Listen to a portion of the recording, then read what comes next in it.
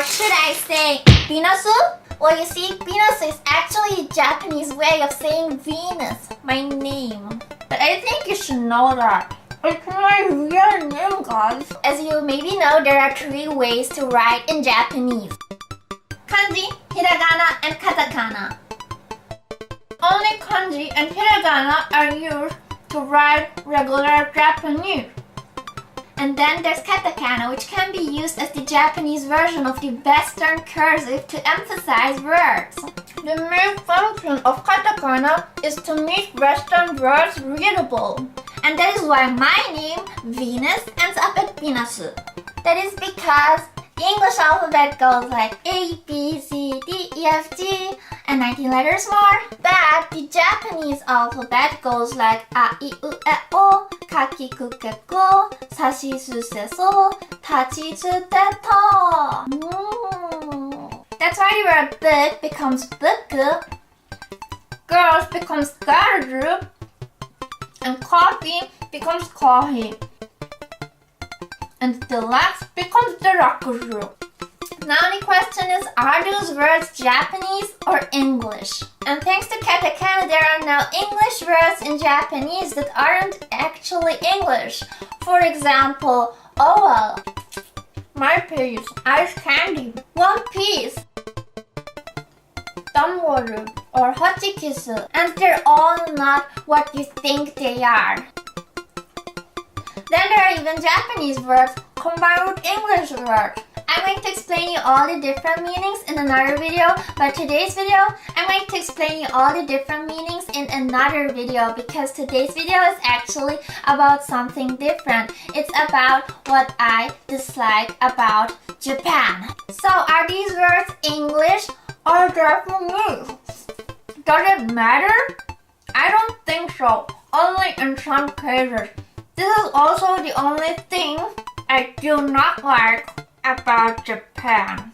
It is the excessive and, in my opinion, unnecessary use of katakana in studying English. Maybe I'm wrong, but I think that strawberry milk is the correct way of saying strawberry milk. Under the circumstance, we are conversing in Japanese. But when someone wants to achieve English on a high degree, then katakana has to stay out of the game because it's only going to give the learner a very hard time. The reason why this has started bothering me now is because my boyfriend, Maneki, well actually he's my hubby, but because we're still young and we look younger than our age anyway, it's kind of weird to say husband and wife.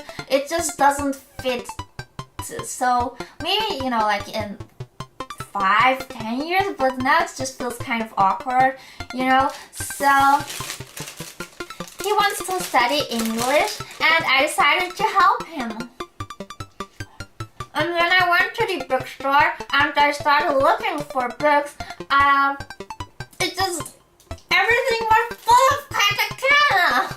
Only like the really super duper advanced books don't have katakana in them, but at the beginning everything is just transcribed in katakana and it doesn't sound like the language you actually want to learn, English. So, what do I do?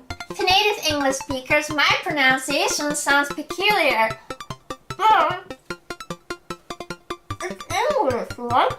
In my opinion, when studying a foreign language, even in the beginning, I think it's better just focus on the language you're studying and not involve your own language too much. It's okay to, study vocabulary using your own native language, but really, during your study time, I think it's best to just focus on the language you're studying and even try to explain the things you're studying in the language you're studying. This might be challenging at the start when you don't have a wide vocabulary, but you're gonna get through this.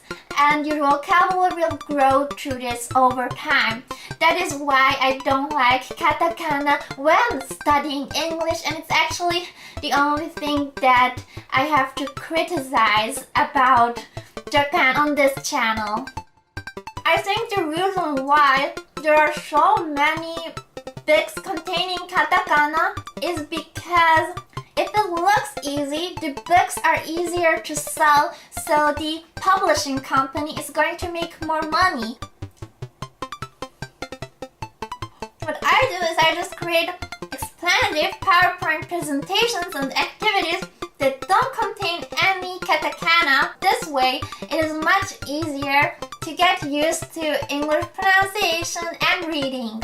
Katakana it makes studying English easier for Japanese speakers, but I think that in the end, because if you have to read katakana and the English version as well, your brain, both are so different, and I feel like your brain has to process so much more, and it's just going to give you a harder time. Well, it's probably true, it's hard at the beginning without katakana, but once you're over the hill, things are going to get easier and faster.